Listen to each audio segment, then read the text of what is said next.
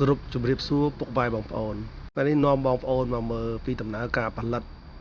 អាគុយលីសូមរបស់ក្រុមហ៊ុននៅសិនចិនបាទប្រទេសចិនដែលខ្ញុំបានទៅទស្សនកិច្ចកាលពីពេលមុនដំណើរការផលិតអាគុយលីសូមគឺដំណើរការដោយម៉ាស៊ីនស្វ័យប្រវត្តិទាំងអស់បាទគឺប្រើមនុស្សតិចតួចបំផុតបាទអញ្ចឹងរាល់ឧបករណ៍ដែលប្រើប្រាស់មានការត្រួតពិនិត្យច្បាស់លាស់បាទ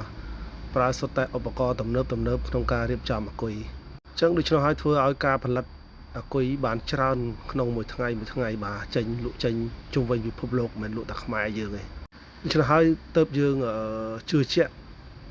ការផលិតនិងគុណភាពរបស់ក្រុមហ៊ុនផលិតអាគុយលីសូម